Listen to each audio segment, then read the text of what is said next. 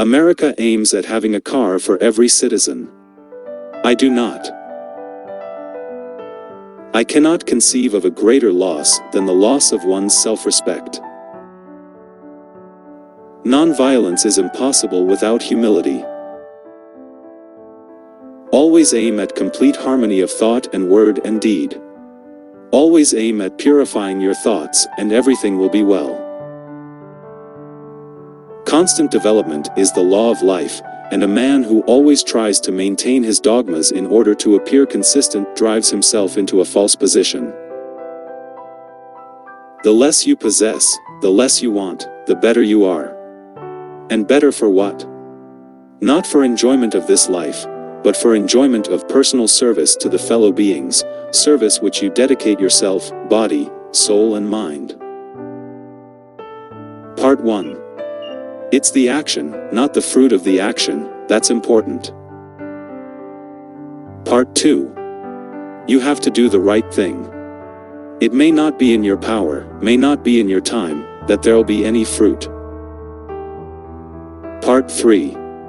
But that doesn't mean you stop doing the right thing. You may never know what results come from your action.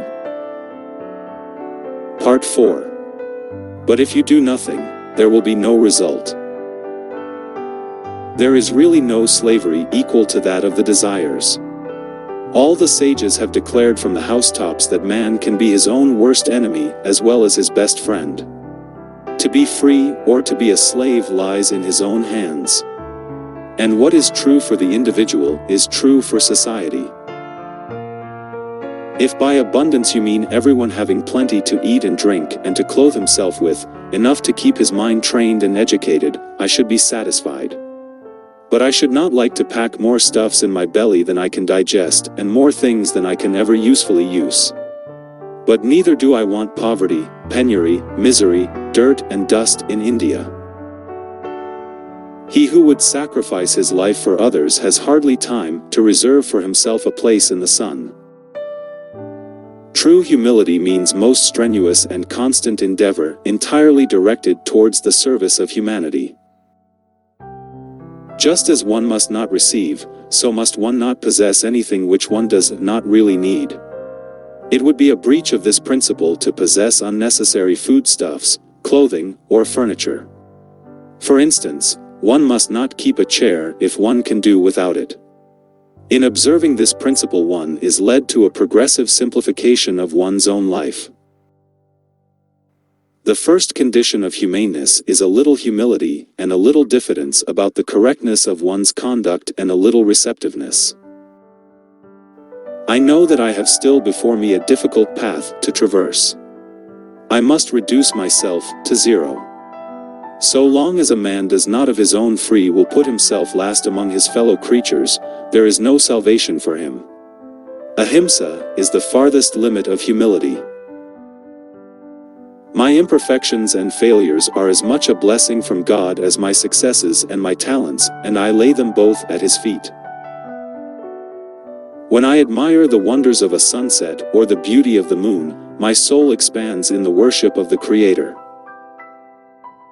The very first step in nonviolence is that we cultivate in our daily life, as between ourselves, truthfulness, humility, tolerance, loving kindness.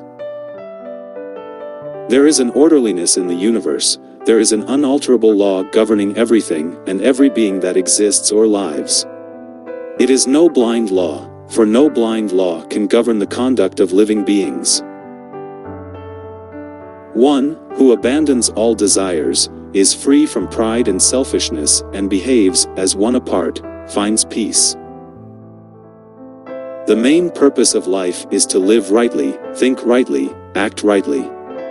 The soul must languish, and we give all our thought to the body. Providence has its appointed hour for everything. We cannot command results, we can only strive. I do not want to foresee the future. I am concerned with taking care of the present. God has given me no control over the moment following. In matters of conscience, the law of the majority has no place. Freedom is never dear at any price. It is the breath of life. What would a man not pay for living? To believe in something, and not to live it, is dishonest.